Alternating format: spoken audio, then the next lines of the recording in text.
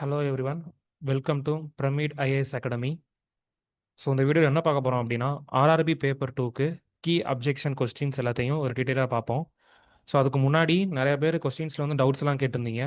So அந்த questions எல்லாத்துக்குமே detailed explanation பார்த்துட்டு அதுக்கப்புறம் எந்தெந்த கொஸ்டின்ஸ்க்கெலாம் அப்ஜெக்ஷன் பண்ண முடியும் அப்படிங்கிறதையும் இந்த வீடியோவில் எண்டில் பார்ப்போம்.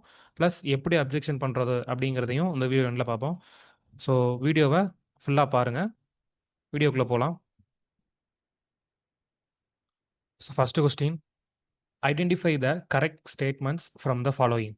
ஸோ 3 ஸ்டேட்மெண்ட்ஸ் கொடுத்துருக்காங்க. என்னென்ன அப்படின்னா, densification of soil is a type of mechanical stabilisation.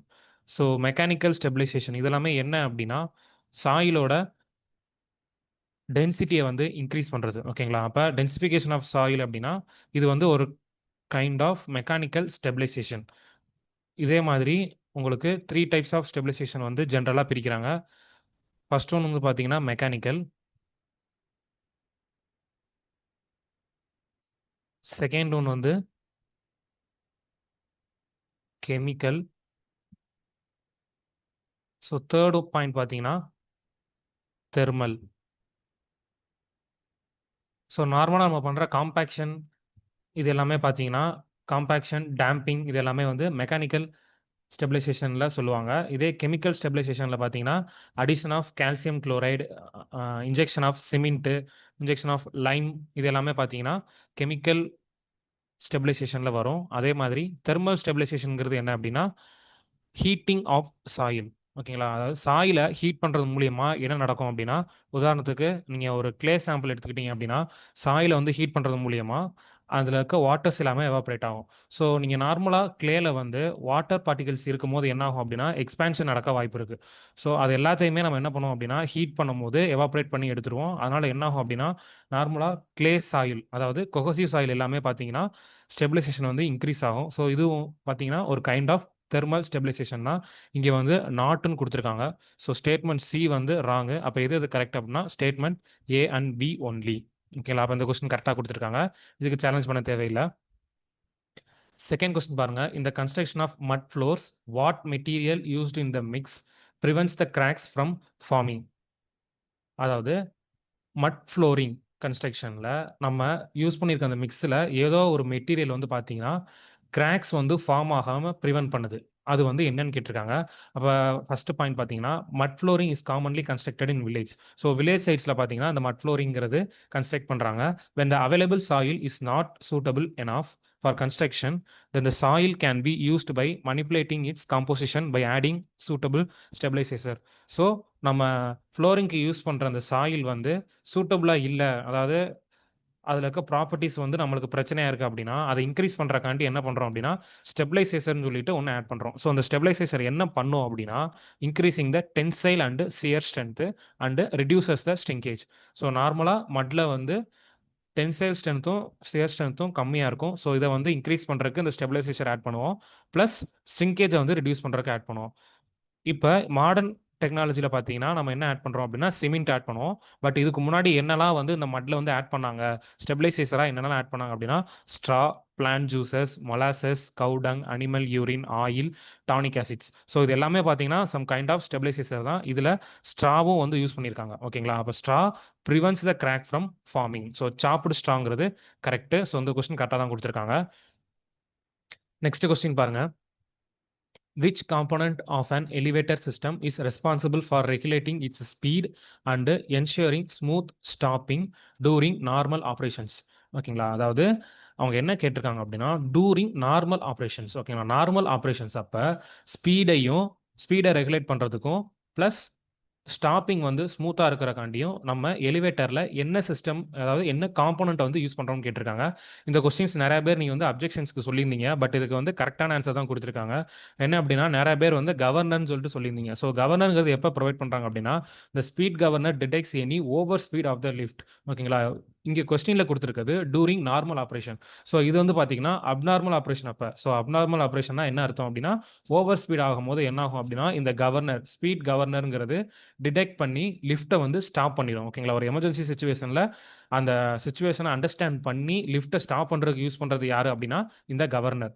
But கொஸ்டின்ல என்ன கேட்டிருக்காங்க அப்படின்னா டூரிங் நார்மல் ஆப்ரேஷன். ஓகேங்களா, நார்மல் ஆப்ரேஷன்ல லிஃப்ட்டை ஸ்டாப் பண்றதுக்கும் ஸ்பீடை வந்து ரெகுலேட் பண்றதுக்கும் என்ன யூஸ் பண்றாங்க அப்படின்னா the lift movement action is powered by the traction machine which is directed by the controller, typically a relay logic or a computerized device that directs the starting, acceleration, decelerating and stopping of the lift cab. ஓகேங்களா, அப்போ நார்மலாகவே இந்த operations எல்லாத்துக்கும், அதாவது starting, acceleration, deceleration, stopping, இது எல்லாத்துக்குமே என்ன use பண்ணுவாங்க அப்படின்னா ட்ராக்ஷன் மெஷின். ஸோ ஓகேங்களா, ட்ராக்ஷன் மெஷின்ங்கிறது இன்டெரக்டாக எதை மென்ஷன் பண்ணுறாங்க அப்படின்னா ட்ராக்ஷன் மோட்டார் தான். அப்போ இந்த கொஸ்டினுக்கு answer correct.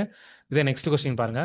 Which type of equipment is best suited for laying asphalt in a road construction? So கொடுத்துருக்க 4 ஆப்ஷனில் best suited for laying asphalt வந்து கேட்டிருக்காங்க. ஸோ ஃபர்ஸ்ட் ஆப்ஷன் பாருங்க, ரோட் ரோலர். ரோட் ரோலருங்கிறது ஜென்ரலாக காம்பேக்ட் பண்ணுறதுக்கு யூஸ் பண்ணுவாங்க.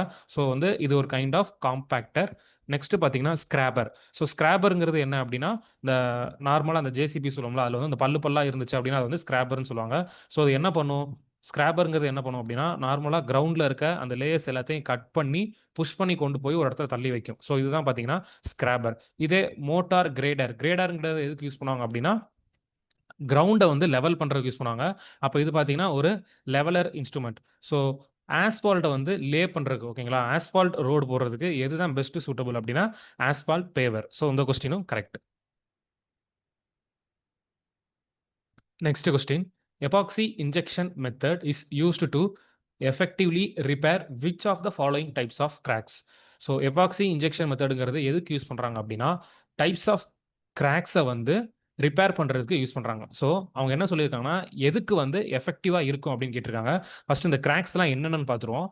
டார்மன் கிராக் அப்படிங்கிறது என்ன அப்படின்னா இந்த கிராக் வந்து ஒன்ஸ் டெவலப் ஆனதுக்கு அப்புறம் உங்களுக்கு மறுபடியும் ஆக்டிவாக இருக்காது. ஓகேங்களா, ஒரு கிராக் டெவலப் ஆயிடுச்சு அப்படின்னா அந்த கிராக் வந்து அதோட நின்றும், மறுபடியும் அந்த கிராக் வந்து டெவலப் ஆகாது. ஓகேங்களா, ஸோ இதுதான் என்னன்னு சொல்கிறாங்க அப்படின்னா டார்மன் கிராக்னு சொல்கிறாங்க. இது எக்ஸ்பேண்டிங் கிராக்குங்கிறது பார்த்தீங்கன்னா தெர்மல் வேரியேஷனால. ஓகேங்களா,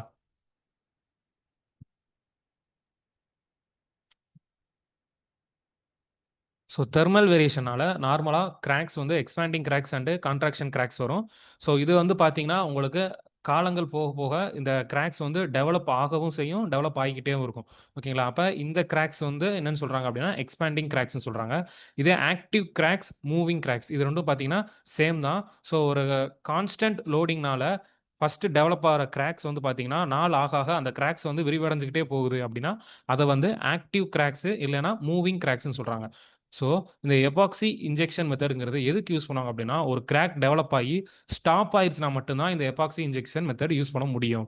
வேற எதுக்காச்சும் நம்ம யூஸ் பண்ணோம் அப்படின்னா அப்போதைக்கு அது டெம்பரவரியாக தான் அந்த கிராக்ஸ் வந்து ரிப்பேர் பண்ண முடியுமே தவிர அதுக்கப்புறம் மறுபடியும் அந்த கிராக்ஸ் வந்து டெவலப் ஆகும். ஸோ எபாக்சி இன்ஜெக்ஷன் மெத்தட் வந்து எதுக்கு பெஸ்ட் சூட்டபிள் அப்படின்னா டார்மன் கிராக்ஸ். ஓகேங்களா. Next question. Which of the following is not a type of canal fall? So canal ஃபால்ங்கிறது என்ன அப்படின்னா ஒரு வாட்டர் வந்து ஸ்ட்ரைட் லைனில் வந்துகிட்டு இருக்கு அப்படின்னா அது வந்து ஹை எனர்ஜியில் வந்துகிட்டு இருக்கும். ஸோ அந்த எனர்ஜியை வந்து டெசிபேட் பண்ணுறக்காண்டி என்ன பண்ணுவாங்க அப்படின்னா சம் ஸ்பேஸில் வந்து ஃபால் பண்ணி அதோட எனர்ஜியை டெசிபேட் பண்ணி அதுக்கப்புறம் போக விடுவாங்க. ஸோ அதுக்காண்டி கொடுக்குற அந்த ப்ரொஜெக்ஷனாக என்ன சொல்கிறாங்க, அந்த ஸ்ட்ரக்சர் தான் என்னன்னு சொல்கிறாங்க அப்படின்னா கெனால் ஃபால்னு சொல்கிறாங்க. ஸோ கொடுத்துருக்க அந்த நாளில் எது கெனால் ஃபால் இல்லை அப்படின்னா மாண்டேகு டைப் கெனால் ஃபால்ங்கிறது என்ன அப்படின்னா இந்த டயக்ராம்.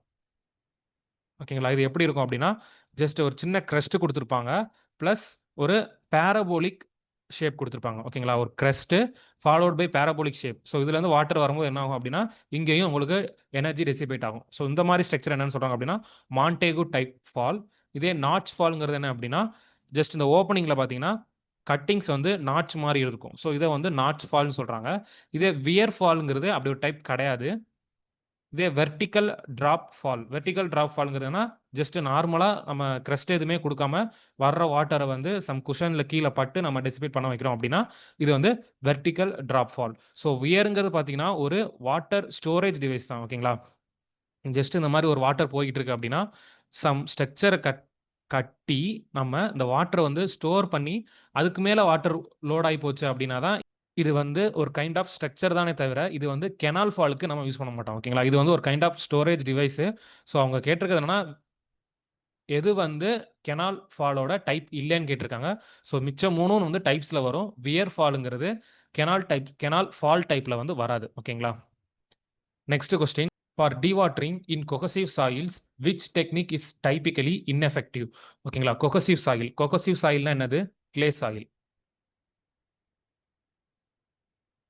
ஸோ இந்த clay soilல டீவாட்டரிங் பண்றதுக்கு எது வந்து டைப்பிக்கலி ineffectiveன்னு கேட்டிருக்காங்க. ஃபர்ஸ்ட் ஒன் பாருங்க, எலக்ட்ரோ ஆஸ்மாசிஸ். ஸோ எலக்ட்ரோ ஆஸ்மாசிஸ்ங்கிறது என்ன அப்படின்னா, என்ன அப்படின்னா, ஒரு கிரவுண்டில் எலக்ட்ரிக்கல் ராட்ஸ் ஃபிக்ஸ் பண்ணி, ஸோ மெட்டல் ராட்ஸ் ஃபிக்ஸ் பண்ணி, இதில் எலக்ட்ரிக்கல் சப்ளை கொடுக்கறது மூலியமா நடுவில் இருக்க வாட்டர்ஸ் எல்லாமே பார்த்தீங்கன்னா உங்களுக்கு எவாபரேட் ஆகி டெசிபேட் ஆகும். ஸோ இந்த மெத்தட் என்னன்னு சொல்கிறாங்கன்னா எலக்ட்ரோ ஆஸ்மாசிஸ். ஸோ இது மூலியமா நம்ம கொகசிவ் சாயில்ல இருந்து ஈஸியாக டீவாட்டரிங் பண்ண முடியும். அப்போ இது வந்து இன்எஃபெக்டிவ் கிடையாது. அவங்க கேட்டிருக்கிறது இன்எஃபெக்டிவ். ஸோ ஃபர்ஸ்ட் ஆப்ஷன் வராது.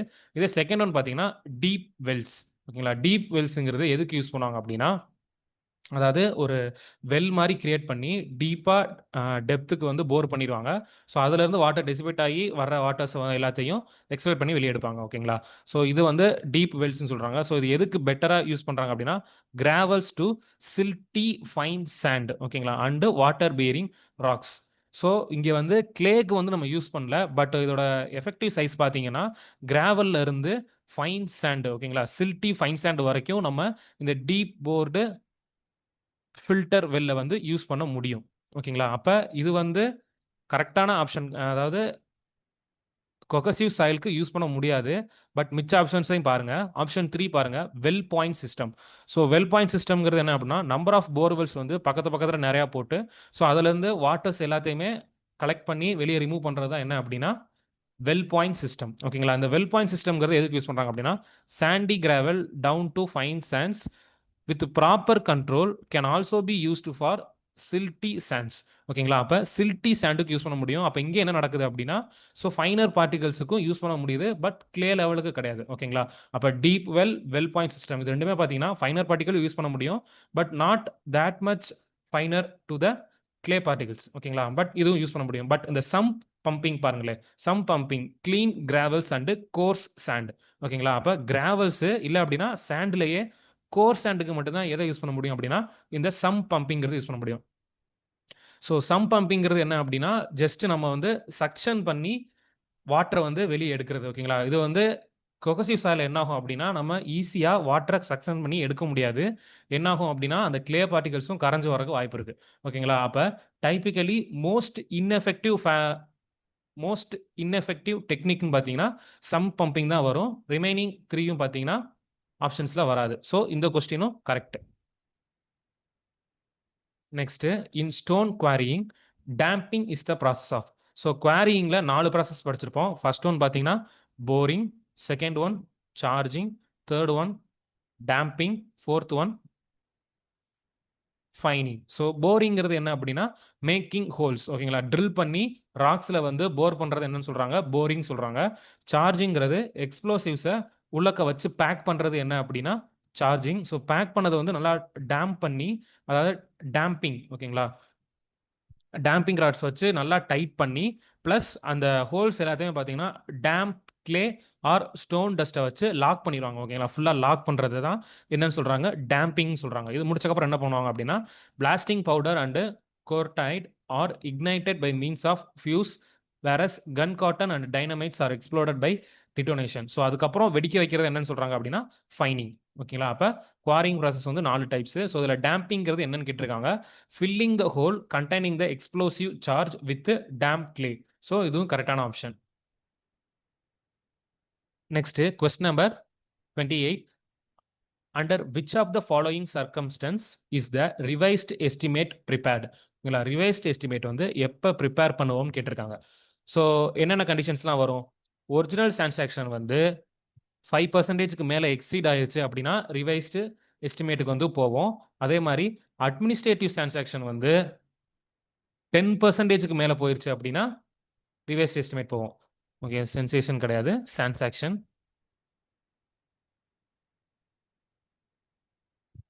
ஓகேங்களா, இது போக வேற இப்போ ரிவைஸ் எஸ்டிமேட் போவோம் அப்படின்னா when there are material deviation from the original proportion even though cost may be meet from the transaction amount. So transaction அமௌண்ட்டுக்கு வந்து ஈக்குவலாக இருந்தாலும் மெட்டீரியலில் டீவியேஷன்ஸ் அதிகமாக இருந்துச்சு அப்படின்னாலும் நம்ம ரிவைஸ் எஸ்டிமேட் போவோம். ஸோ கொடுத்துருக்க ஆப்ஷனில் எது பெஸ்ட் ஆப்ஷன் அப்படின்னா when there are material deviation from the original proposal. So இது கரெக்டான ஆப்ஷன். இந்த கொஸ்டினும் கரெக்ட்.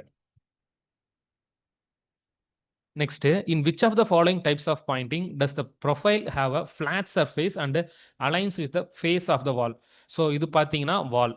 ஓகேங்களா, இது ரெண்டும் வால். இதுக்கு நடுவில் வைக்கிறது என்ன அப்படின்னா பாயிண்டிங் பண்ணியிருக்கோம். ஸோ இந்த பாயிண்டிங் வந்து அப் டு வால் ஃபேஸ் வரைக்கும் ஃப்ளாட்டாக இருந்துச்சுன்னா இதோட பேர் என்னன்னு கேட்டிருக்காங்க. இது ஃப்ளஷ் பாயிண்டிங். ஓகேங்களா, அதே மாதிரி சம் டிப்ரெஷன் கொடுத்துருந்தாங்க அப்படின்னா இது வந்து ரிசர்ச்டு பாயிண்டிங். ஸோ இந்த மாதிரி சி ஷேப்டு கட்டு வந்து இன்வர்டாக இருந்துச்சு, ஓகேங்களா, டிப்ரெஷனாக இருந்துச்சு அப்படின்னா இது வந்து ரப்டு பாயிண்டிங். இதே மாதிரி வெளியே வந்து ப்ரொஜெக்ட் ஆயிருந்துச்சு அப்படின்னா இது பீடட் பாயிண்டிங். அதே மாதிரி சம் ஸ்லாண்டிங்கில் டாப்பில் வந்து கட் ஆகியும் பாட்டமில் வந்து ஃபில் ஆகியும் இருந்துச்சு அப்படின்னா இது ஸ்ட்ரக் பாயிண்டிங். ஸோ இந்த மாதிரி ரெக்டாங்குலர் ப்ரொஜெக்ஷன் வெளியே இருந்துச்சு அப்படின்னா இதை டக் பாயிண்டிங் சொல்கிறாங்க. ஸோ இந்த மாதிரி வி நாட்ச் வந்து இன்சைடில் இருந்துச்சு அப்படின்னா வி பாயிண்டிங், அவுட் சைடில் இருந்துச்சுன்னா வெதர்ட் பாயிண்டிங். ஸோ அவங்க வந்து அந்த அலைன்மெண்ட்டை பொறுத்து டைப்ஸ் ஆஃப் பாயிண்டிங் வந்து பிரிக்கிறாங்க. இதில் கொஸ்டினில் என்ன கேட்டிருக்காங்க அப்படின்னா flat surface and aligns with face of the wall அப்படின்னா அது ஃப்ளஷ் பாயிண்டிங். ஸோ இது correct. Next question number 56. According to BIS IS 808 1989, which of the following is classified as the rolled steel column section? ஓகேங்களா, rolled steel தான் எல்லாமே கொடுத்துருக்காங்க. But அவங்க கேட்டிருக்கிறது காலம் செக்ஷன். ஓகேங்களா, காலம் செக்ஷனில் ரோல்டு ஸ்டீல் எது பயன்படுத்துறாங்க அப்படின்னா இப்போ பீம்ஸ்னு எடுத்துக்கிட்டீங்க அப்படின்னா Indian standard junior beams, Indian standard light weight beams, Indian standard medium weight beams, Indian standard wide flange beams. ஓகேங்களா, இது எல்லாமே பார்த்தீங்கன்னா பீம்ஸ்க்கு யூஸ் பண்ணுறோம். So columns or heavy weight பீம்ஸ்க்கு தான் என்ன யூஸ் பண்ணுறாங்க அப்படின்னா Indian standard column sections and Indian standard heavy weight beams. So கொடுத்துருக்க 3 ஆப்ஷனில் ஃபஸ்ட்டு 3 ஆப்ஷன் பார்த்தீங்கன்னா பீம்ஸுக்கு யூஸ் பண்ணுறது. ஓகேங்களா, ரோல்டு ஸ்டீல் பீம் செக்ஷனுக்கு ரிமைனிங் 3யும் யூஸ் பண்ணுவோம். ஸோ அவங்க கேட்டிருக்கிறது காலம் செக்ஷனுக்கு. காலம் செக்ஷன் பார்த்தீங்கன்னா ஆப்ஷன் 4 தான் கரெக்டான ஆப்ஷன். ஸோ அதே மாதிரி சேனல் செக்ஷனுக்கும் ஆங்கிள் செக்ஷனுக்கும் கோட் புக்லேயே கொடுத்துருப்பாங்க. இது எல்லாத்தையும் ஒரு பார்த்துக்கோங்க. Next question number 58. Which of the following is not a type of flow line? So கொடுத்துருக்க அந்த 4 ஆப்ஷனில் எது வந்து ஃப்ளோ லைன் இல்லைன்னு கேட்டிருக்காங்க. இப்போ ஃபர்ஸ்ட் ஒன் பாருங்க, எனர்ஜி லைன். எனர்ஜி லைன்ல என்னது? Total energy line. So total energy லைன்ங்கிறது என்னது?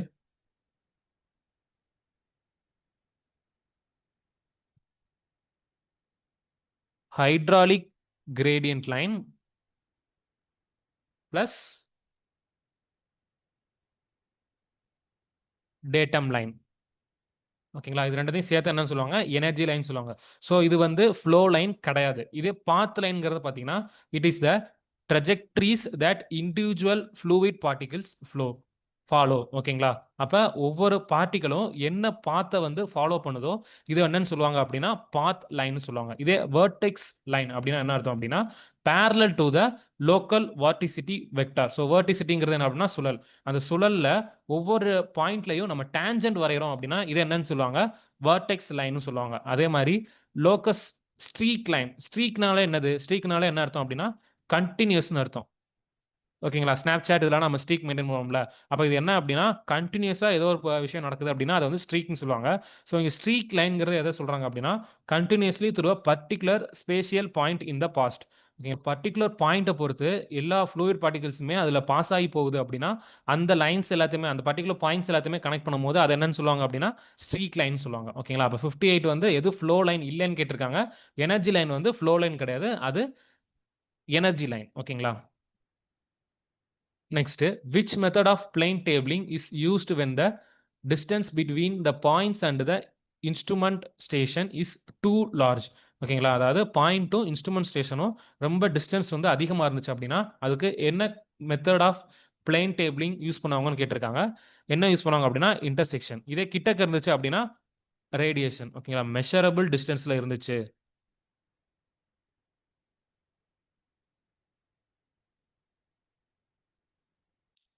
ஸோ மெஷரபிள் டிஸ்டன்ஸில் இருந்துச்சு அப்படின்னா அதை ரேடியேஷன் சொல்லுவாங்க. டிஸ்டன்ஸ் வந்து ரொம்ப அதிகமாக இருக்கும்போது என்ன மெத்தட் யூஸ் பண்ணுவோம் அப்படின்னா இன்டர்செக்ஷன். ஓகேங்களா. So next question, for the same soil in case of IS heavy compaction test as compared to IS light compaction test, the optimum moisture content value will be. ஓகேங்களா, இந்த graph பாருங்க. இதுல இந்த X axis பார்த்தீங்கன்னா optimum moisture content. ஓகேங்களா? Y axis வந்து என்ன அப்படின்னா ட்ரை யூனிட் வெயிட். ஸோ என்ன நடக்குது அப்படின்னா இந்த ஃபர்ஸ்ட் கிராஃப் வந்து எதோடது அப்படின்னா ஹை காம்பாக்ஷன் டெஸ்ட்டுக்கான கிராஃப் தான் அப்படின்னா ஃபர்ஸ்ட் லைன். ஓகேங்களா? இதே லாஸ்ட் லைன் பார்த்தீங்கன்னா லைட் காம்பாக்ஷன் டெஸ்ட். ஸோ இந்த டயக்ராம்லேருந்து என்ன தெரியுது அப்படின்னா ஆப்டிமம் மாய்ஸ்சர் கண்டென்ட் வந்து யாருக்கு அதிகமாக இருக்குது அப்படின்னா லைட்டுக்கு. ஓகேங்களா? யாருக்கு கம்மியாக இருக்கும் அப்படின்னா ஹெவிக்கு.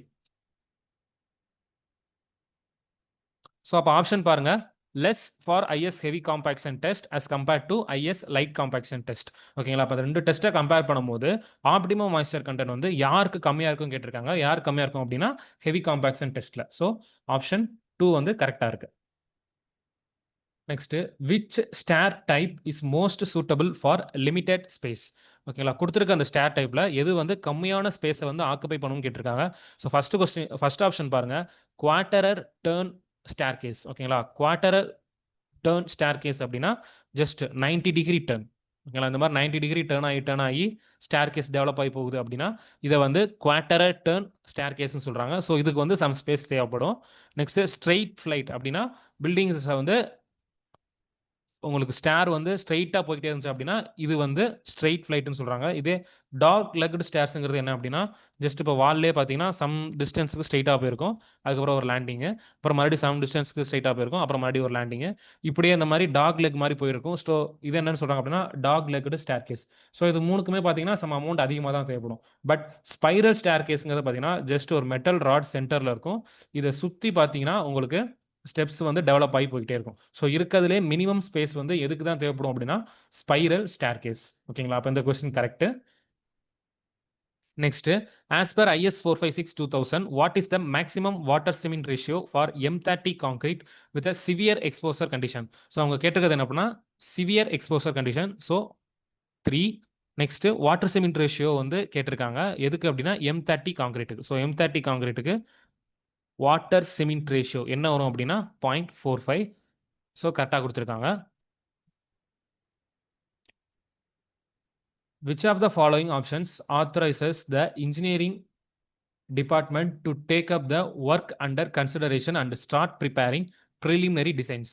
ஓகேங்களா? அப்போ சான்சாக்ஷன் பார்த்தீங்கன்னா மொத்தம் 3 டைப்ஸாக பிரிக்கிறாங்க. என்ன அப்படின்னா technical sanction, administrative approval and expenditure sanction. So இதில் அட்மினிஸ்ட்ரேட்டிவ் அப்ரூவல்ங்கிறது என்ன அப்படின்னா ஜஸ்ட் ப்ரொபோசலை அக்செப்ட் பண்ணதுக்கப்புறம் இன்ஜினியரிங் டிபார்ட்மெண்ட்டில் என்ன பண்ணுவாங்கன்னா டிராயிங்ஸ் வந்து டீட்டெயிலிங்காக பண்ணி டிசைனு அண்டு அப்ராக்சிமேட் காஸ்ட் எல்லாத்தையுமே அட்மினிஸ்ட்ரேட்டிவ் அப்ரூவலுக்காண்டி ரெடி பண்ணுறது தான் என்னன்னு சொல்கிறாங்க அப்படின்னா அட்மினிஸ்ட்ரேட்டிவ் சான்சாக்ஷன். ஓகேங்களா? அப்போ இது வந்து என்ன பண்ணுவாங்க அப்படின்னா ஒரு ப்ரிலிமினரி டிசைன்.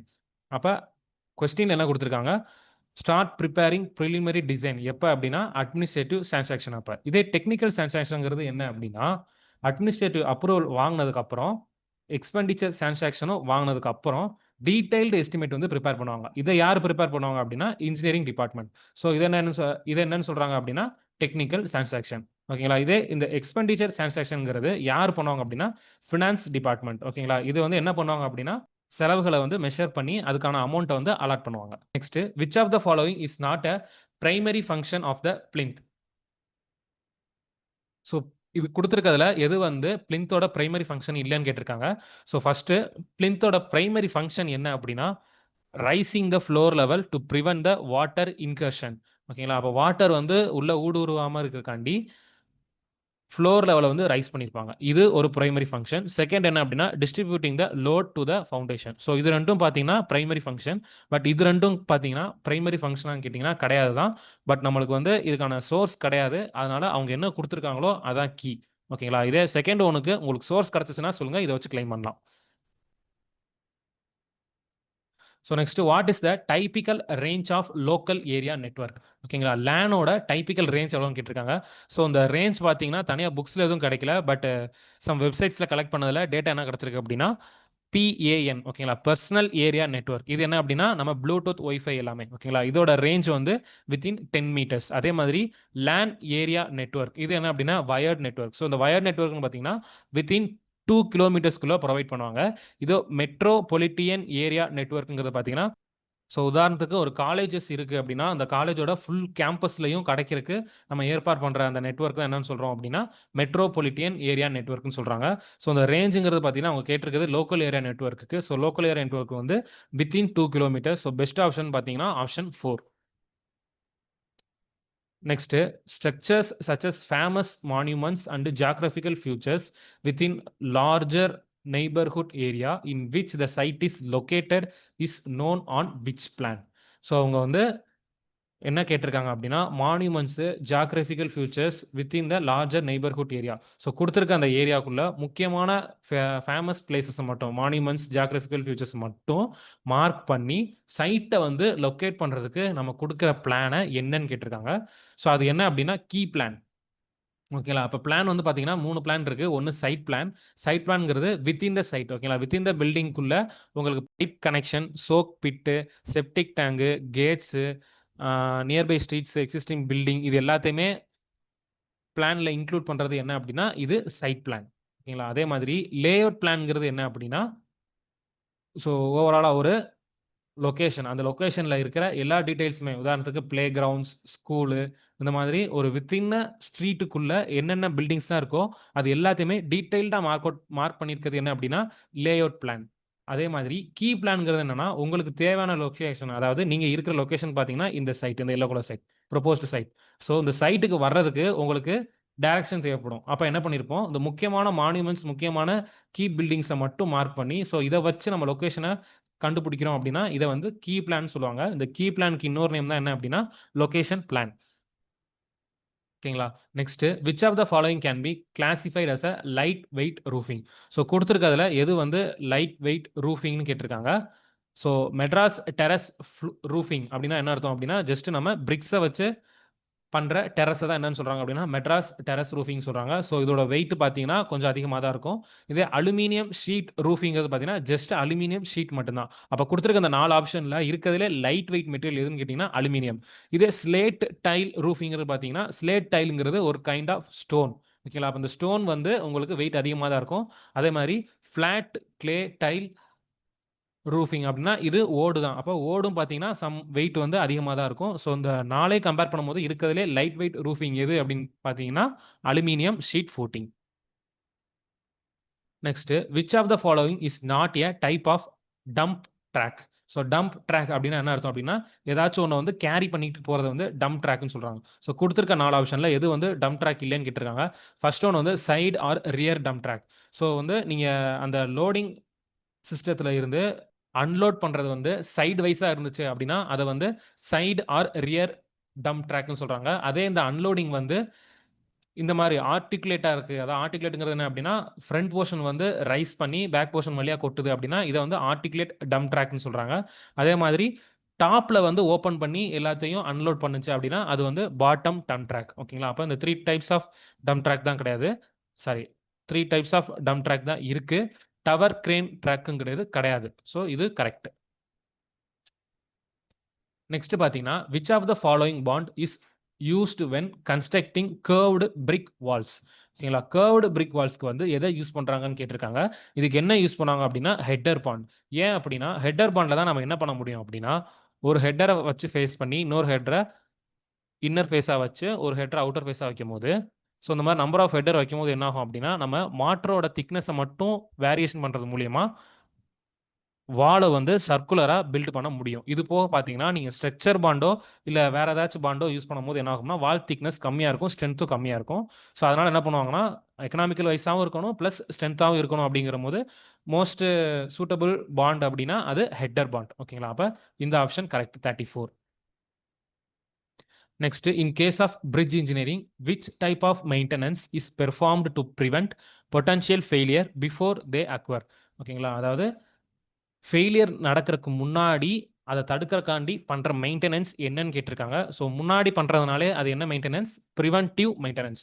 ஓகேங்களா? இதே கரெக்டிவ் மெயின்டனன்ஸ்ங்கிறது பார்த்தீங்கன்னா, ஏதாச்சும் பொட்டன்ஷியல் ஃபெயிலியர் நடந்ததுக்கு அப்புறம் பண்றது கரெக்டிவ் மெயின்டனன்ஸ். இதே டிஃபர்டு மெயின்டனன்ஸ். டிஃபர்டு மெயின்டனன்ஸ் அப்படின்னா, அதாவது ரெகுலரா ஒரு இன்டர்வல்ல பண்ணோம் அப்படின்னா, அது கரெக்ட்டான மெயின்டனன்ஸ். அந்த மாரி இன்டர்வல்ல கரெக்ட்டா பண்ணாம, டைமிங் வந்து டிஃப்ரெண்ட் டைமில் பண்ணுறது, அன்வேரியேஷனாக பண்ணுறது பார்த்தீங்கன்னா டிஃபர்டு மெயின்டெனன்ஸ் சொல்கிறாங்க. ஸோ இதனால் பார்த்தீங்கன்னா உங்களுக்கு பொட்டன்ஷியல் ஃபெயிலியர் வந்து குறைக்க முடியாது, இன்க்ரீஸ் தான் ஆகும். இதே எமர்ஜென்சி மெயின்டெனன்ஸ்ங்கிறது பார்த்தீங்கன்னா ஜஸ்ட் டு த பிரேக், ஓகேங்களா, பிரேக் ஆகிறதுக்கு முன்னாடி அவசரத்தில் பண்ணுற அந்த மெயின்டெனன்ஸ் என்ன சொல்கிறாங்கன்னா எமர்ஜென்சி மெயின்டெனன்ஸ் சொல்கிறாங்க. ஸோ எதுவுமே வர்றதுக்கு முன்னாடி ப்ரிவென்ட் பண்ணுறக்காண்டி பண்ணுற அந்த மெயின்டெனன்ஸ் வந்து என்னன்னு சொல்லுவாங்க அப்படின்னா ப்ரிவென்டிவ் மெயின்டெனன்ஸ். ஸோ இந்த question correct. Next, in which situation is a doubly reinforced beam preferred over singly reinforced beam? So singly reinforced beam க்கு தாண்டி doubly reinforced beam க்கு எப்போ போவோம், கொடுத்திருக்க அந்த 4 கண்டிஷன்ல எப்போ போவோம் அப்படின்னா, first one, when the beam is subjected to only compressive force. So compressive forceல மட்டும்தான் பீம் வந்து சப்ஜெக்ட் ஆகுது அப்படின்னா அந்த இடத்துல வந்து நம்ம டபுள்யூ ரெயின்ஃபோர்ஸ்மெண்ட் பீம் கொடுக்க தேவையில்லை. அது எல்லாத்தையும் காங்கிரீட்டே when moments are expected to reverse such as in multi-storied frames under lateral loads. ஓகேங்களா, lateral loadsனால மொமெண்ட் வந்து ரிவர்ஸ் ஆகுது அப்படின்னா அங்கே வந்து கொடுப்போமான்னு கேட்டிருக்காங்க. ஜஸ்ட் ரிவர்சல் ஆஃப் மொமெண்ட்டுங்கிறது என்ன அர்த்தம் அப்படின்னா நெகட்டிவ் பெண்டிங் மொமெண்ட் இருக்க இடத்துல பாசிட்டிவ் பெண்டிங் மொமெண்ட்டும், பாசிட்டிவ் பெண்டிங் மொமெண்ட் இருக்க இடத்துல நெகட்டிவ் பெண்டிங் மொமெண்ட்டும், பெண்டிங் மொமெண்ட் வந்து ரிவர்ஸ் ஆகிறதுக்கு வாய்ப்பு இருக்குது. ஸோ அந்த கண்டிஷனில் என்ன ஆகும் அப்படின்னா நம்ம டாப்லையும் பாட்டத்துலையும் 2 இடத்துலையுமே ரெயின்ஃபோர்ஸ்மெண்ட் கொடுத்துருப்போம். அப்போ அந்த மாதிரி இடத்துல தான் என்ன பண்ணுறோம் அப்படின்னா சிங்கிளி ரெயின்ஃபோர்ஸ்ட் பீமுக்கு பதிலாக டபுள்யூ ரெயின்ஃபோர்ஸ்ட் பீமை வந்து ப்ரிஃபர் பண்ணுறோம். ஸோ இந்த option correct. Next, when the beam is short and deep. ஸோ டைமென்ஷனை பொறுத்து நம்ம வந்து டபுள்யூ ரெயின்ஃபோர்ஸ்மெண்ட் கொடுக்க மாட்டோம். அடுத்து ஒன்று பாருங்க, when minimum reinforcement is required. So minimum reinforcement requiredக்கு வந்து டபுள்யூ reinforcement கொடுக்க மாட்டோம். ஸோ பெஸ்ட் ஆப்ஷன் பார்த்தீங்கன்னா option 2. Next, a sample of coarse aggregate weighing 5 kg is fully submerged in water for 24 hours. After surface drying, its weight is found to be 5.08 kg. If the oven dried weight of a sample is 5 kg, what is the water absorption percentage of the aggregate? So water absorption percentage கேட்டிருக்காங்க. என்ன பண்ணணும் அப்படின்னா soaked weight minus oven dry weight divided by initial weight. ஓகேங்களா, subtract பண்ணிங்கன்னா என்ன வரும், 0.08 divided by 5. So இதை வந்து சால்வ் பண்ணிங்க அப்படின்னா 0.016 வரும். இன் டேர்ம்ஸ் ஆஃப் பர்சன்டேஜில் சொல்லும் போது 1.6%. So next, which type of elevator is best suited for high rised buildings? So கொடுத்துருக்க அந்த 4 எலிவேட்டரில் எது வந்து ஹை ரைஸ்ட் பில்டிங்க்கு யூஸ் பண்ணுறோம்னு கேட்டிருக்காங்க. ஸோ ஃபர்ஸ்ட் ஒன் பாருங்க, பெல்ட் எலிவேட்டர்.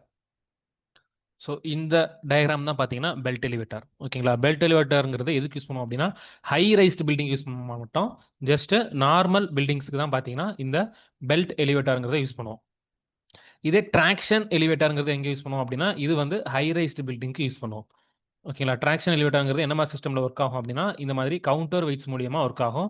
இதே மாதிரி ஹைட்ராலிக் எலிவேட்டருங்கிறது எங்கே யூஸ் பண்ணுவாங்க அப்படின்னா ஹைட்ராலிக்னாலே எங்கே யூஸ் பண்ணுவோம் அப்படின்னா ஹெவி வெயிட்ஸ். ஓகேங்களா, அப்போ ஹெவி வெயிட்ஸுங்கிறது நார்மலாக அந்த ஹியூமன்ஸ் மாதிரி யூஸ் பண்ணாமல் ஜஸ்ட்டு ஹெவி லோடட் கார்ஸு இந்த மாதிரி விஷயத்தில் வந்து என்ன எலிவேட்டர் யூஸ் பண்ணுவாங்க அப்படின்னா ஹைட்ராலிக் எலிவேட்டர் யூஸ் பண்ணுவாங்க. Next, pneumatic elevator. ஸோ நிமாட்டிக்னால என்ன அர்த்தம் அப்படின்னா ஏர் யூஸ் பண்ணி ஏதோ ஒரு ஆப்ரேஷன் நடக்கும்னு அர்த்தம். ஸோ நிமாட்டிக்ங்கிறது இங்கே எதுக்கு யூஸ் பண்ணுவாங்க அப்படின்னா வேக்கம் எலிவேட்டர். ஓகேங்களா, ஏரோட இந்த வேக்கம் ப்ரெஷர்னால எலிவேட்டர் ஒர்க் ஆகுறது என்னன்னு சொல்கிறோம் அப்படின்னா நிமாட்டிக் எலிவேட்டர். ஸோ இது வந்து பார்த்தீங்கன்னா ஆர்னமெண்டல் ஒர்க்ஸில் கொஞ்சம் காஸ்ட்லியான இடத்துல வந்து இந்த மாதிரி நிமாட்டிக் எலிவேட்டர்ஸ் வந்து யூஸ் பண்ணாங்க. ஓகேங்களா, அப்போ ஹை ரைஸ்ட் பில்டிங் வந்து பெஸ்ட் சூட்டட்னு பார்த்தீங்கன்னா traction elevator. Next, if consistency index of a soil is more than 1, the consistency stage of a soil is. ஓகேங்களா, கன்சிஸ்டன்சி இண்டெக்ஸ் வேல்யூ மோர் தென் 1னா அந்த ஸ்டேஜை வந்து என்னன்னு சொல்லுவோம் கேட்டிருக்காங்க. ஸோ என்ன நடக்குது அப்படின்னா இந்த டபிள்யூங்கிறது என்ன அப்படின்னா நேச்சுரல் வாட்டர் கண்டென்ட். ஸோ என்னென்ன டேர்ம்ஸ் இருக்குது அப்படின்னா ஃபர்ஸ்ட் ஒன்று வந்து டபிள்யூபி, இது வந்து water content at plastic limit. டபிள்யூஎல்ங்கிறது water content at liquid limit. So consistency இண்டெக்ஸுக்கு ஃபார்முலா என்னன்னு பார்த்தீங்கன்னா WL minus W divide by WL minus WP. இப்போ இதில் கிரேட்டர் தென் 1 வரணும் அப்படின்னா எப்படி இருக்கணும், உதாரணத்துக்கு WL வந்து 2ன்னு வச்சுக்கோங்க, WP வந்து 1, W வந்து 0.5. ஸோ இந்த மாதிரி வச்சுக்கிட்டீங்க அப்படின்னா கன்சிஸ்டன்சி லிமிட்டோட வேல்யூ என்ன வரும், 2 மைனஸ் 0.5 வந்து 1.5 டிவைடட் பை WL மைனஸ் WPங்கிறது 1. அப்போ இங்கே என்ன வருது வேல்யூ கிரேட்டர் தென் 1.5. அப்போ அதை கம்பேர் பண்ணி பாருங்க. வாட்டர் கண்டென்ட் வந்து எவ்வளோ இருக்குது அப்படின்னா லிக்விட் லிமிட்டை விடவும் பிளாஸ்டிக் லிமிட் விடவும் ரொம்ப கம்மியாக இருக்குது அப்படின்னா இது என்ன ஸ்டேட்டில் இருக்கும் அப்படின்னா செமி சாலிட் இல்லை அப்படின்னா சாலிட் ஸ்டேட்டில் இருக்கும். ஓகேங்களா? இதே ஈக்குவல் டு 1 வரணும் அப்படின்னா எப்படி இருக்கணும்? ஈக்குவல் டு பிளாஸ்டிக் லிமிட்டாக இருக்கணும். அப்போ வாட்டர் கண்டென்ட் வந்து ஈக்குவல் டு பிளாஸ்டிக் வாட்டர் கண்டென்ட்டாக இருந்துச்சு அப்படின்னா பிளாஸ்டிக் ஸ்டேட்டில் இருக்கும். ஓகேங்களா? அதே மாதிரி ஸோ இதை தாண்டி போகுது, லிக்விட் லிமிட்டுக்கு மேலே போகுது அப்படின்னா தான் என்ன ஆகும்? 0வை விட கம்மியாகும். ஓகேங்களா? அப்போ 0 to 1ல இருந்துச்சு அப்படின்னா பிளாஸ்டிக் ஸ்டேட்டு, லெஸ் தென் 0 போயிருச்சு அப்படின்னா லிக்விட் ஸ்டேட்டு, கிரேட்டர் தென் 1 இருந்துச்சு அப்படின்னா solid or semi solid state. அப்போ கொடுத்துருக்க ஆப்ஷனில் மோர் தென் 1 அப்படின்னா எது வரும் அப்படின்னா இதர் செமி சாலிட் ஆர் சாலிட். ஓகேங்களா? 90க்கு option 2 correct. Next question number 89. A fixed beam of length L is subjected to two concentrated loads, W at L by 4 from the left support and W2 at L by 4, 3L by 4 from the left support. The beam is fixed at both ends. Which of the following statement is correct regarding the reaction support? So, fixed beam இருக்கு.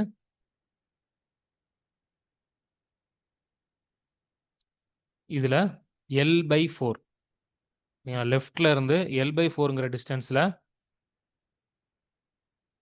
டபிள்யூன்னு ஒரு load act ஆகுது. அதே மாதிரி லெஃப்ட்ல இருந்து 3L by 4 அப்படின்னா ரைட்ல இருந்து L by 4ன்னு அர்த்தம். ஓகேங்களா? L by 4ல என்ன ஆக்ட் ஆகுது அப்படின்னா 2Wன்னு ஆக்ட் ஆகுது. ஸோ கீழே ஆப்ஷன்ஸில் பாருங்கள் என்ன கொடுத்துருக்காங்க. ரியாக்ஷன் வந்து எங்கே அதிகமாக இருக்கும் அப்படிங்கிறத ஸ்டேட்மெண்ட்டாக கொடுத்துருக்காங்க. ஸோ இந்த லோடிங்கை பார்க்கும்போது உங்களுக்கே தெரியும் ரியாக்ஷன் வந்து எங்கே அதிகமாக இருக்கும். எந்த சப்போர்ட்டில் லோடு வந்து அதாவது கிரேட்டர் லோடு வந்து எந்த சப்போர்ட்டு பக்கத்தில் இருக்கோ அங்கே தான் எப்படி இருக்கும் அப்படின்னா ரியாக்ஷன் அதிகமாக இருக்கும். So reaction at B is greater than reaction at A. So question number 89க்கு ஆப்ஷன் 4 வந்து correct. Next question number 87. A block of weight 50 Newton is resting on a horizontal surface. The coefficient of friction between the block and the surface is 0.4. What is the maximum frictional force before the block starts moving? So frictional force எப்படி calculate பண்ணலாம் அப்படின்னா 50 into 0.4. அதாவது weight into coefficient of friction போட்டோம் அப்படின்னா frictional force எவ்வளோ வரும் அப்படின்னா 20 Newton. So question number 87க்கு option 2. Next question number 86. What type of pump is commonly used for conveying a ready mix concrete? So ready mix concrete conveying பண்றதுக்கு என்ன type of pump வந்து use பண்றோம்னு கேட்டிருக்காங்க. சப்மர்ஜபிள் பம்பும் centrifugal பம்பும் பார்த்தீங்கன்னா only வாட்டர்ஸ்க்கு மட்டும் தான் use பண்ண முடியும். ஸோ காங்கிரீட்டுக்கு யூஸ் பண்ண முடியாது. ஸோ இது ரெண்டும் வர்றதுக்கு வாய்ப்பே இல்லை. இது கியர் பம்ப் பிஸ்டன் பம்புங்கிறத பார்த்தீங்கன்னா மோஸ்ட் எஃபிஷியன்ட்னு பார்க்கும்போது பிஸ்டன் பம்ப். ஓகேங்களா? இது ரெண்டுமே நம்ம வந்து ரெடிமிக்ஸ் காங்கிரீட்டுக்கு யூஸ் பண்ண முடியும். பட் காமனாக இது யூஸ் பண்ணுறாங்க அப்படின்னா பிஸ்டன் பம்ப். ஏன் அப்படின்னா இதோட ப்ரெஷர் அந்த பிஸ்டன் கெப்பாசிட்டி பார்த்தீங்கன்னா ப்ரெஷரைஸ்டாக இருக்கும். அதனால பார்த்தீங்கன்னா ஈஸியாக காங்கிரீட்டை வந்து ரொம்ப தூரத்துக்கு ட்ராவல் பண்ணி கொண்டு போக முடியும். ஓகேங்களா? அதனால ஜென்ரலாக அதாவது காமனாக கன்வேயிங்க்கு ரெடிமிக்ஸ் காங்கிரீட்டில் எது யூஸ் பண்ணுறாங்க அப்படின்னா piston pump. Next, the multiplying constant used in the distance equation of a stadia tachymetry is also known as. ஓகேங்களா? அப்போ இதுக்கு முன்னாடி பார்த்த கொஸ்டின்ஸ் வந்து பார்த்தீங்கன்னா இது வரைக்கும் எங்கேயுமே வந்து உங்களுக்கு அப்ஜெக்ஷன் கிடையவே கிடையாது. ஸோ நிறைய பேர் டவுட்ஸ் கேட்டிருந்தீங்க. அதனால அந்த கொஸ்டின்ஸ் எல்லாத்தையும் ஒரு தடவை ரீகால் பண்ணியிருக்கோம். இதுக்கப்புறம் வர்ற கொஸ்டின்ஸ் பார்த்தீங்கன்னா ஸோ அப்ஜெக்ஷன்ஸ் இருக்குது. ஸோ என்னென்ன கொஸ்டின்ஸில் வந்து அப்ஜெக்ஷன்ஸ் இருக்குது அப்படிங்கிறத வரிசையாக பார்த்துருவோம். ஸோ இந்த கொஸ்டினில் பார்த்தீங்கன்னா மல்டிப்ளையிங் கான்ஸ்டன்டோட இன்னொரு பேர் கேட்டிருக்காங்க. Of a equation of a stadia tacheometry is also known as. ஓகேங்களா? மல்டிப்ளையிங் கான்ஸ்டன்ட்டுக்கு இன்னொரு பேர் என்ன அப்படின்னா so surveying BC Punmia volume 1ல் வந்து இந்த கண்டென்ட் இருக்கு. என்ன அப்படின்னா the constant K is equal to F by I. இது என்னது? Multiplying constant. ஓகேங்களா? அந்த multiplying constant is also known as stadia interval factor. So option 4 வரும், ரிமைனிங் 3யும் வராது. ஸோ கொஸ்டின் நம்பர் 5க்கு ஆப்ஷன் 4. ஸோ இதை வந்து நீங்கள் சேலஞ்ச் பண்ணிக்கலாம். கொஸ்டின் நம்பர் 19 பாருங்க. Which of the following statement is incorrect about the contour interval of a contour map? ஓகேங்களா? கான்டூர் மேப்பில் கான்டூர் இன்டர்வலில் பார்த்தீங்கன்னா ஸ்டேட்மெண்ட்ஸில் எது வந்து இன்கரெக்ட்னு கேட்டிருக்காங்க. ஸோ ஃபர்ஸ்ட் பாயிண்ட் பாருங்க. Large contour intervals is used where the extent of survey is large. ஓகேங்களா? இது வந்து பிசி புன்மியா புக் வால்யூம் 1லேயே கொடுத்துருக்காங்க. So the extent of survey is large, a large contour interval is to be used. ஓகேங்களா, ரொம்ப large area use பண்ணுறோம் அப்படின்னா அந்த இடத்துல வந்து கான்டூர் இன்டர்வல் வந்து ரொம்ப அதிகமாக இருக்கும் அப்படின்னு சொல்லியிருக்காங்க. அது கரெக்ட். ஸோ இன்கரெக்ட் தான் அவங்க கேட்டிருக்காங்க. இது செகண்ட் பாருங்க, the contour interval should be directly proportional to the scale of a map. So contour interval எப்படி இருக்கும் அப்படின்னா should be inversely proportional to the scale of the map. அப்போ இந்த ஆப்ஷன் தான் பார்த்தீங்கன்னா தப்பு. அப்போ இதுதான் நம்ம கிளைம் பண்ண வேண்டிய answer. Next, large contour interval is used where the time available for the survey is less. ஓகேங்களா, அப்போ டைம் ரொம்ப கம்மியாக இருந்துச்சு. If the time available is less, greater contour interval should be யூஸ்னு சொல்லியிருக்காங்க. ஸோ இதுவும் கரெக்ட். லாஸ்ட் ஒன் வந்து small contour interval is selected for surveying the flat ground. So flat கிரவுண்டில் பார்த்தீங்கன்னா உங்களுக்கு கான்டூர் இன்டர்வல் வந்து ரொம்ப கம்மியாக தான் எடுத்துக்குவோம். ஸோ இதுவும் கரெக்ட். அப்போ கொடுத்துருக்கல இது இன்கரெக்ட் அப்படின்னா ஆப்ஷன் 2. அப்போ அதுதான் answer. Next, question number 24. Introducing slip joints between external wall and roof slab will reduce cracking due to. அதாவது ஸ்லிப் ஜாயிண்ட்ங்கிறது என்ன அப்படின்னா, ஒரு காங்கிரீட் ரூஃப் ஸ்லாப் இருக்கு அப்படின்னா இது மேலே கட்டியிருக்க எக்ஸ்டர்னல் வால், ஓகேங்களா, இதுக்கும் இதுக்கும் இடையில சம் ரெசின்ஸ் யூஸ் பண்ணி உங்களுக்கு ஜாயிண்ட்ஸ் வந்து கொடுத்துருப்பாங்க. ஸோ இந்த ஜாயிண்ட் பார்த்தீங்கன்னா எதுக்கு கொடுத்துருப்பாங்க அப்படின்னா, டெம்பரேச்சர் வேரியேஷனாலையும் மாய்ஸ்சர் சேஞ்சஸ்னாலையும் வர்ற கிராக்ஸை வந்து ப்ரிவென்ட் பண்ணுறதுக்கு. ஓகேங்களா, அப்போ டெம்பரேச்சர் வேரியேஷனால என்ன நடக்குது அப்படின்னா, எக்ஸ்பான்ஷன் ஆர் கான்ட்ராக்ஷன் நடக்குது அப்படின்னா இந்த இடத்துல வந்து சம் மூவ்மெண்ட்ஸ் நடக்க வாய்ப்பு இருக்குது. ஸோ அந்த மூவ்மெண்ட்ஸில் இருந்து கிராக்ஸ் டெவலப் ஆகாமல் இருக்கிறக்காண்டி என்ன கொடுத்துருக்காங்க அப்படின்னா இந்த ஸ்லிப் ஜாயின்ட்ஸ்னு கொடுத்துருக்காங்க. ஓகேங்களா, when variation in temperature, moisture content or loading results in tendency of one part of a structure to move in a plane at a right angle to the plane of another part, it is necessary to provide a slip plane between the two parts. ஓகேங்களா, அப்போ temperature or moisture content வேரியேஷனால or loading வேரியேஷனால ரெண்டு பிளேனுக்கும், அதாவது right ஆங்கிளாக இருக்க ரெண்டு பிளேனில் வந்து மூவ்மெண்ட் நடந்துச்சு அப்படின்னா அதை வந்து அந்த மூவ்மெண்ட் நடக்கும்போது அதுலேருந்து டெவலப் ஆகிற அந்த கிராக்ஸை ப்ரிவென்ட் பண்ணுறக்காண்டி தான் என்ன கொடுப்பாங்க அப்படின்னா இந்த ஸ்லிப் ஜாயிண்ட்ஸ் கொடுப்பாங்க. ஓகேங்களா, ஸ்லைடிங் ஜாயிண்ட் கொடுத்துருக்காங்க. ஸ்லைடிங் ஜாயிண்ட்க்கு இன்னொரு பேர் என்னன்னா ஸ்லிப் ஜாயிண்ட். ஓகேங்களா, அப்போ ஆப்ஷன் 1 வரும் 2 வரும். ஸோ இதுக்கு வந்து more than one option is correct. So இதுவும் நம்ம கிளைம் பண்ண முடியும். Next, the most simple epoxy injection method is dash injection. So epoxy இன்ஜெக்ஷன்ங்கிறது என்னது அப்படின்னா, அந்த எபாக்சி ரெசினை வந்து கன்ஸ் யூஸ் பண்ணி என்ன பண்ணுவாங்க அப்படின்னா ஃபோர்ஸாக உள்ள இன்ஜெக்ட் பண்ணுவாங்க. ஸோ அதுக்கு கரெக்டான ஆப்ஷன் என்ன அப்படின்னா ஹேண்ட் கன்.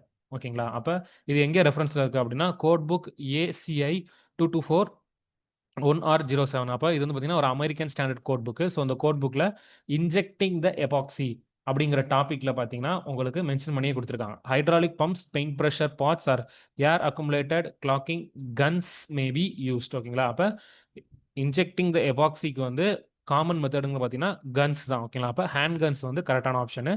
ப்ரஷ் வந்து வராது. ஸோ இதுக்கும் நீங்கள் ஆன்சர் கிளைம் பண்ண முடியும். இதே நெக்ஸ்ட் பார்த்தீங்கன்னா aerated concrete is manufactured by expanding the binding material mix by. ஓகேங்களா, அப்போ ஏரேட்டட் காங்கிரீட் வந்து மேனுஃபேக்சர் பண்ணும்போது பைண்டிங் மெட்டீரியல் வந்து மிக்ஸில் என்னெல்லாம் ஆட் பண்ணுவாங்க அப்படின்னா கேஸ் ஃபார்மிங் சப்ஸ்டன்ஸும் ஆட் பண்ணுவாங்க by introducing gas or air bubbles in a mortar. So அது மூலியமாகவும் ஏரேட்டட் காங்கிரீட் கிரியேட் பண்ண முடியும். இன்னொன்று ஏரேட் காங்கிரீட் கிரியேட் பண்ணுறதுக்கு என்ன பண்ணுவாங்க அப்படின்னா ஃபோமிங் மிக்சரும் ஆட் பண்ணுவாங்க. ஓகேங்களா, அப்போ ஃபோம் ஃபார்மிங் ஏஜென்ட்ஸும் நம்ம ஆட் பண்ணி ஏரேட்டட் காங்கிரீட்டை மேனுஃபேக்சர் பண்ண முடியும். அப்போ இதுக்கும் மோர் than one option is correct. அப்போ 1 and 4 ரெண்டுமே வரும். ஸோ இதுக்கும் நீங்கள் ஆன்சர் கிளைம் பண்ண முடியும். Next, dash is the most efficient method used in disposal of hospital generated waste. So hospital generated வேஸ்ட்னாலே பார்த்தீங்கன்னா ஹசார்டஸ் வேஸ்ட்டு. ஸோ இதை வந்து எப்படி டிஸ்போஸ் பண்ணலாம் அப்படின்னா இன்சினரேஷன் ப்ராசஸ் மூலியமா. ஓகேங்களா, இது வந்து எஸ்கே கார்க் புக்கில் இருக்குது. The various method which is may be used for disposing the hazardous waste from a hospital includes incineration also. ஓகேங்களா, அப்போ இதுக்கு கரெக்ட் ஆன்சர் வந்து இன்சினரேஷன். ஸோ சானிட்டரி லேண்ட்ஃபில்ஸ்னு கொடுத்துருக்காங்க. அப்போ இந்த கொஸ்டினுக்கு நம்ம கிளைம் பண்ணிக்கலாம். Next, which of the following metals is placed between aluminium and zinc in the reactive series. ஓகேங்களா, அப்போ ரியாக்ஷன் சீரீஸ் பார்த்தீங்கன்னா NCERT புக்கில் 10th ஸ்டாண்டர்ட் புக்கில் பார்த்தீங்கன்னா கொடுத்துருக்காங்க. என்ன அப்படின்னா potassium, sodium, calcium, magnesium, aluminium, zinc, iron, lead, hydrogen, copper, mercury, silver, gold. So இதான் பார்த்தீங்கன்னா டிக்ரீசிங் ஆர்டர். ஓகேங்களா, மோஸ்ட் ரியாக்டிவ்ல இருந்து லெஸ் ரியாக்டிவ் ஆர்டர். ஸோ இதில் அவங்க என்ன கேட்டிருக்காங்க அப்படின்னா, எந்த மெட்டல் வந்து அலுமினியமுக்கும் ஜிங்க்குக்கும் இடையில இருக்கும் அப்படின்னு கேட்டிருக்காங்க. ஸோ இதில் இடையில வந்து எந்த ஒரு இதுவும் கிடையாது. அயன் பார்த்தீங்கன்னா ஜிங்க்குக்கு கீழே இருக்கு. காப்பருங்கிறது நான் மெட்டல், ஸோ இது சொல்ல முடியாது. இதே சாரி, கார்பன்ங்கிறது நான் மெட்டல். காப்பருங்கிறது பார்த்தீங்கன்னா எங்கே இருக்கு? இதுவும் கீழே தான் இருக்கு. மெக்னீசியம்ங்கிறது மேலே இருக்கு. ஸோ கொடுத்துருக்க எந்த ஆப்ஷனுமே வராது. All the options are incorrect. So இந்த கொஸ்டினும் நம்ம கிளைம் பண்ணிக்கலாம். ஓகேங்களா, அப்போ எத்தனை கொஸ்டின் கிளைம் பண்ணலாம் அப்படின்னா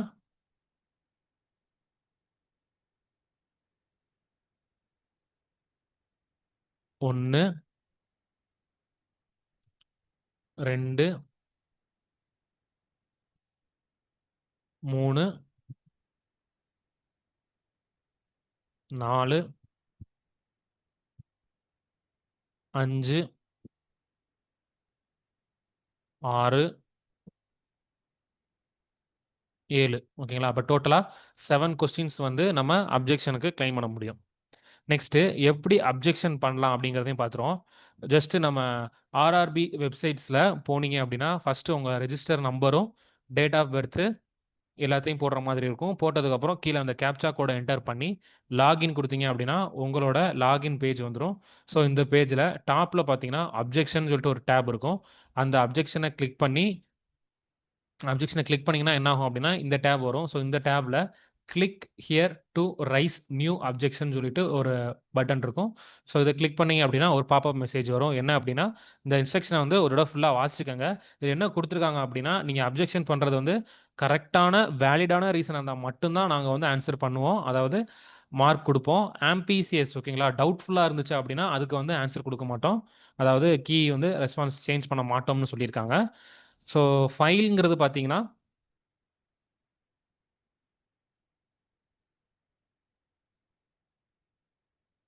ஃபைல் பார்த்தீங்கன்னா 200 கேபி. மினிமம் சைஸுங்கிறது 200 கேபி. மேக்ஸிமம் சைஸுங்கிறது பார்த்தீங்கன்னா 500 கேபி. சப்போர்ட்டிங் ஃபார்மேட்ஸ் வந்து PDF, JPEG or JPEG format. So இந்த ஃபார்மேட்டில் தான் இருக்கணும். ஃபைல்ஸோட சைஸ் பார்த்தீங்கன்னா 200 கேபிலேருந்து 500 கேபிக்குள்ளே இருக்கணும். ஸோ இந்த டாக்குமெண்ட்ஸை வந்து ஒவ்வொரு கொஸ்டினுக்கும் நீங்கள் ரெடி பண்ணி வச்சுக்கோங்க. ஒரு கொஸ்டின் அப்ஜெக்ஷனுக்கு பார்த்தீங்கன்னா 50 ரூபா பே பண்ணுற மாதிரி இருக்கும். ஓகேங்களா, ஒன்ஸ் பே பண்ணீங்க அப்படின்னா அந்த அமௌண்ட் வந்து ரீஃபண்ட் பண்ண முடியாது. ஓகேங்களா, அது போக அந்த இன்ஸ்ட்ரக்ஷன் வந்து ஒரு நீங்களும் கம்ப்ளீட்டாக வாசித்து பார்த்துக்கோங்க. நெக்ஸ்ட்டு இதை க்ளோஸ் பண்ணக்கப்புறம் பார்த்தீங்கன்னா உங்களுக்கு இந்த மாதிரி அப்ஜெக்ஷன் ஓப்பன் ஆகும். இந்த அப்ஜெக்ஷனில் நீங்கள் என்ன போஸ்ட்டுக்கு அப்ஜெக்ட் பண்ண போகிறீங்க, அந்த எக்ஸாம் வந்து என்னைக்கு நடந்துச்சு, என்ன ஷிஃப்ட், இது எல்லாமே ஆல்ரெடி சூஸ் பண்ணியே இருக்கும். ஓகேங்களா, நீங்கள் என்ன சூஸ் பண்ணணும் அப்படின்னா நம்பர் ஆஃப் அப்ஜெக்ஷன்ஸ். ஓகேங்களா, ஒரு அப்ஜெக்ஷனுக்கு பார்த்தீங்கன்னா 10 கொஸ்டின் கிட்ட உங்களால் அப்ஜெக்ஷன் ரைஸ் பண்ண முடியும். ஸோ ஒரு அட்டம்ப்டில், அதாவது ஒரு டேப்லேயே உங்களால் 10 கொஸ்டின்ஸ் வந்து அப்ஜெக்ஷன்ஸ் ரைஸ் பண்ண முடியும். ஸோ நம்பர் ஆஃப் கொஸ்டின்ஸ் நீங்கள் எத்தனை அப்ஜெக்ஷன் ரைஸ் பண்ண போறீங்களோ, அதாவது ஒன்றாவும் அப்ஜெக்ஷன்ஸ் ரைஸ் பண்ண முடியும். இல்லை அப்படின்னா நான் சொன்ன அந்த 7 கொஸ்டினுமே டோட்டலாகவும் அப்ஜெக்ஷன்ஸ் ரைஸ் பண்ண முடியும். அப்போ நம்பர் ஆஃப் கொஸ்டின்ஸ் 7 கொடுத்துட்டு மோடு வந்து ஆன்லைன் மோடு. ஸோ அமௌண்ட் வந்து இங்கே காமிச்சிரும். கொடுத்துட்டு நீங்கள் நெக்ஸ்ட் கொடுத்தீங்க அப்படின்னா உங்களுக்கு டேப் இந்த மாதிரி தான் ஓப்பன் ஆகும். ஓகேங்களா, இந்த டேப்ல number of objection number 1. So objection number 1 question ID. ஓகேங்களா, உங்கள் ரெஸ்பான்ஸை டவுன்லோட் பண்ணீங்க அப்படின்னா அந்த ரெஸ்பான்ஸில் சைடில் வந்து ஒரு பாக்ஸ் இருக்கும். இந்த பாக்ஸில் நிறையா நம்பர்ஸ் இருக்கும். இதில் கொஸ்டின் ஐடின்னு இருக்கும். கொஸ்டின் ஐடின்னு சொல்லிட்டு எத்தனை நம்பர் இருக்கும் அப்படின்னா 1 2 3 4 5 6 7 8 9 10 11. ஸோ 11 டிஜிட் கோடு வந்து கொஸ்டின் ஐடின்னு சொல்லிட்டு பக்கத்தில் இருக்கும். அந்த கோடு என்னவோ அந்த கோடை ஃபர்ஸ்ட் இங்கே சூஸ் பண்ணிடுங்க. ஓகேங்களா, சூஸ் பண்ணிட்டு நீங்கள் என்ன மோடில் வந்து என்ன லாங்குவேஜில் வந்து டெஸ்ட் அட்டன் பண்ணியிருக்கீங்களோ அந்த லாங்குவேஜ் சூஸ் பண்ணிட்டு கொடுத்துருக்க ஆப்ஷன் வந்து உங்களுக்கு என்ன மாதிரி அப்ஜெக்ஷன்ஸ் இருக்கு, அதாவது என்னென்ன ஆப்ஷன்ஸ்லாம் இருக்கு அப்படின்னா இன்கரெக்ட் ஆம்பிசியஸ் கொஸ்டின், ஒருவேளை கொஸ்டினே ராங்காக இருந்துச்சுன்னா இதை கொடுக்கலாம். அவுட் ஆஃப் சிலபஸ், ஸோ அவங்க கொடுத்துருக்க போர்ஷனை தாண்டி வெளியே வந்துருந்துச்சுன்னா out of syllabus. All options are incorrect. So some கொஸ்டின்ஸ்லாம் பார்த்துருப்போம், எந்த ஒரு ஆப்ஷனுமே கரெக்ட் இல்லாமல் வந்திருக்கும் அந்த கடைசி கொஸ்டின். ஸோ அதுக்கு பார்த்தீங்கன்னா ஆல் ஆப்ஷன்ஸ் ஆர் இன்கரெக்ட்னு கொடுத்துருங்க. சம்டைம்ஸ் பார்த்தீங்கன்னா 2 ஆப்ஷன்ஸ் வந்து கரெக்டாக இருக்கும். ஸோ அந்த மாதிரி இதுக்கு மல்டிபிள் கரெக்ட் ஆன்சர்ஸ்னு கொடுங்க. இதே இன்கரெக்ட் ஆன்சர் கீ அப்படின்னா கொடுத்துருக்க ஆப்ஷன் ஏக்கு பதிலாக சியோ இல்லை சிக்கு பதிலாக ஏயோன்னு இருக்கும். ஸோ அது வந்து இன்கரெக்ட் ஆன்சர் கீழே வந்து நீங்கள் கொடுக்கலாம். இது டிரான்ஸ்லேஷன் எரருங்கிறது. ஸோ வேறு ஏதாச்சும் ஒரு லாங்குவேஜில் நீங்கள் எழுதியிருந்தீங்க அப்படின்னா ஸோ அந்த லாங்குவேஜில் வந்து டிரான்ஸ்லேஷன் எரர்னால உங்களுக்கு வந்து அந்த எரர் வந்திருக்கு அப்படின்னா, அப்பம்போது நீங்க டிரான்ஸ்லேஷன் எரர் குடுத்துக்கலாம். ஓகேங்களா? அது என்ன டைப் ஆஃப் எரர்ங்கிறத நீங்க சூஸ் பண்ணிட்டு, ரிமார்க்ஸ்ல நீங்க ரிமார்க்ஸ் குடுக்குறதா இருந்தாலும் குடுக்கலாம். இல்ல குடுக்கல அப்படின்னா, நோன்னு சொல்லிட்டு கிளிக் ஹியர் டூ அப்லோட் ஓகேங்களா? ரெஸ்பான்ஸ் அதாவது ரிமார்க்ஸ்ங்கிறது என்ன குடுப்போம் அப்படின்னா, உங்களுக்கு என்ன ஸ்டேட்மெண்ட் அதாவது இந்த கொஸ்டின்ல வந்து எல்லாமே தப்பா இருக்கு ஆப்ஷன் அப்படிங்கிறதுக்கு, நீங்க எதுவும் எக்ஸ்ப்ளனேஷன் குடுக்க விரும்புறீங்க அப்படின்னா, அந்த எக்ஸ்ப்ளனேஷன வந்து ரிமார்க்ஸ்ல டைப் பண்ணிட்டு, சப்போர்ட்டிங் டாக்குமெண்ட்ஸ் வந்து அப்லோட் பண்ற மாரி இருக்கும். ஸோ அந்த டாக்குமெண்ட்டோட சைஸ் வந்து நம்ம மொதயே பார்த்தோம். 200 கேபி டூ 500 கேபிக்குள்ள இருக்கணும். ஃபார்மேட் வந்து பார்த்தீங்கன்னா, ஜேபெக், பிடிஎஃப், ஜேபி, இஜி ஃபார்மேட்ல இருக்கணும். ஸோ அத வந்து நீங்க அப்லோட் பண்ணலாம். ஒவ்வொரு கொஸ்டினுக்கும் பார்த்தீங்கன்னா, 3 டாக்குமெண்ட் கிட்ட உங்களால அப்லோட் பண்ண முடியும். அதே மாதிரி ஒரு அப்ஜெக்ஷன்லயே உங்கனால 10 கொஸ்டினுக்கு அப்ஜெக்ஷன் கிரியேட் பண்ண முடியும். ஸோ கிரியேட் பண்ணதுக்கு அப்புறம் பார்த்தீங்கன்னா, உங்களுக்கு நீங்க பே நவ் குடுத்ததுக்கப்புறம், இந்த மாரி பேமெண்ட் டேப் ஓப்பன் ஆகும். ஸோ இந்த டேப்ல யுபிஐ பேமெண்ட் இருக்கும். இதில போயிட்டு கியூஆர் குடுத்தீங்க அப்படின்னா, கியூஆர் ஜெனரேட் ஆகும். ஸோ அத ஸ்கேன் பண்ணி நீங்க பே பண்ணதுக்கப்புறம், உங்களுக்கு இந்த மாதிரி ஒரு ரிசிப்ட் வந்து டெவலப் ஆகும். ஓகேங்களா? ஸோ இதில வந்து நீங்க எவ்வளோ அமௌண்ட் பே பண்ணியிருக்கீங்க, எத்தன கொஸ்டின் வந்து அப்ஜெக்ஷன் குடுத்துருக்கீங்க, கொஸ்டினோட ஐடி, அதோட நீங்க என்ன ரெஸ்பான்ஸ் பண்ணீங்களோ, அந்த ஃபுல் ரெஸ்பான்ஸுமே பார்த்தீங்கன்னா, உங்களுக்கு ஒரு அக்னாலெட்ஜ்மென்ட்டா வந்துரும். ஸோ இதையும் நீங்க டவுன்லோட் பண்ணி வச்சுக்கலாம். ஓகேங்களா? ஸோ இதோட ஆர்ஆர்பி பேப்பர் 2க்கான அப்ஜெக்ஷன் வீடியோ, அதாவது எப்படி அப்ஜெக்ஷன் பண்ணலாம், என்னென்ன கொஸ்டினுக்கு அப்ஜெக்ஷன் பண்ண போறோம், பிளஸ் சம் கொஸ்டின்ஸ்க்கு டிஸ்கஷன்ஸும் பண்ணி முடிச்சிருக்கோம். ஓகே. Thank you.